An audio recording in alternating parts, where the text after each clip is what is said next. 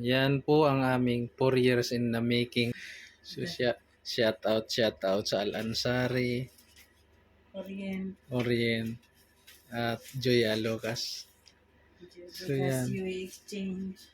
Sobrang maraming salamat sa inyo at naipaghatid nyo ang aming sahod. So, shout out ka sa kanila. Ang dami na isang kung binibilang namin nakakaiyak.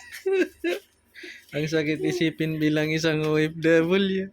Naging ang aming sahod naging Papel. Ito lang ang ipon namin sa loob ng 4 na taon. Yan ang naipon namin. Lahat resibo. Yan ang isang buhay OFW. Lahat resibo. Yan ang isang bilang isang OFW. Ang dami ito ba? Hindi pira ang naiipon, kundi ang resibo. Shoutout sa lahat ng OFW. Siguro nakaka-relate kayo. Relate ang lahat ng isang OFW. Pag sahod namin, wala. Yan, mayroon pang mga natapon yan. Yan o, sinira ko na yung iba. Yan. Nasira ko na yung iba dyan. So, shout out sa lahat ng mga exchange na nabuhay sa amin. Naka 4 years. Ito, naka 4 years na. So, ang gagawin ko dito, i-dispatch ko na to, mag-iipon na naman ulit kami. So yan, itatapon na namin para hindi na namin sumakit yung loob namin. Shout out sa lahat ng aming pinadalan. Sa lahat ng napapadalan namin. May puro ba kami na nandito yung mga pangalan nyo. Shout out. Ang mayaman dito si Al-Ansari, Joya Lucas, Banco de Oro, U-Exchange. Shout out sa lahat ng nakaka-relate ng aming video. Ang damit ay Kawawa naman, di makabili ng So shout out sa lahat ng kapwa naming OFW na ang aming pinagpaguran ay naging papel lang. Ang dami din pala. So yan po sila. Kung tututalin lahat. Yan. Pero hindi pa yan lahat dahil mayroon pang ibang mga nakahiwalay na papel Yung na iba hindi na namin naitapon na namin dahil sa yan. So yan lang sila. Yan ang aming pinagpaguran sa 4 na taon na pakikibaka sa Middle East. So yan, ang sarap sana kung yung nasa likod na yan ang aming ipinadadala. Pakita mo yung nasa likod. Yan. 1 million. 1 million. 1 million. Yan na sana ang aming pinapadala. Kaso nga lang, barya lang. Mayroon namang raffle, hindi naman nanalo. So yan, naging papel lang siya. So kaya sa mga nanonood, sa pamilya ng mga OFW, ay sana ay pahalagahan nyo yung lahat ng nare-receive nyo sa aming mga kapwa OFW dahil hindi basta-basta yung pag-a-abroad. So yan, ang laki ng aming naipon. Yan, ang kapal, sobrang kapal. Pero resibo lang. Madami-dami din pala. Ha? Madami-dami na din. Marami yan. Siguro nasa humigit kumulang yan. So yan. So yung mga pinapadalahan, pahalagahan nyo dahil hindi basta-basta yung nagpapagod dito sa ibang bansa.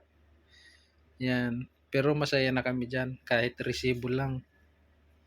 Resibo lang ang aming nire-review. Pero the best na sa amin yun. Ay, Diyos. Yan na lang yung aming pambili ng ulam. Kawawa naman yung asawa ko. Nagbibilang na ng mga barya. Bakit ka ba nagbibilang ng barya? Gusto kong umuwi ng Pinas Pamasahe. Hindi mo kasi ako binibigyan. So, kasya na ba yan sa pamasahe no, Lord? Kasya na ba yan? 10, 20, 30, 40, 50, 60, 65. Hmm.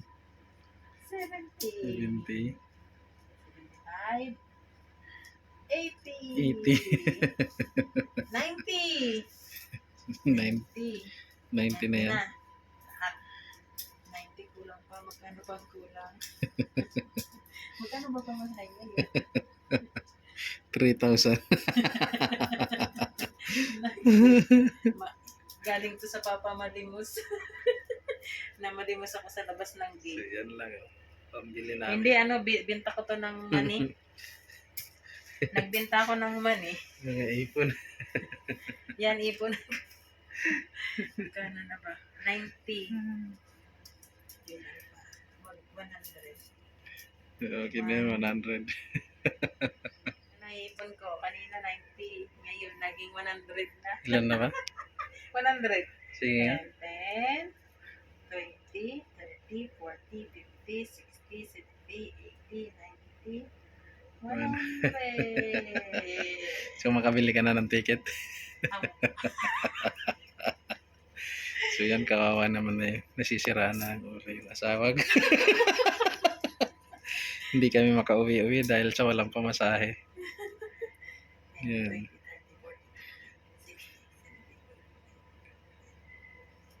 100 na to. Yan. Plus 110. Makauwi lang ng mga Pilipinas. 110. Kawawa naman ang asawa. 110. Magkano na to sa Pinas? Ha? Times 110. 1423. Hindi, 100. Di 1,420 rin.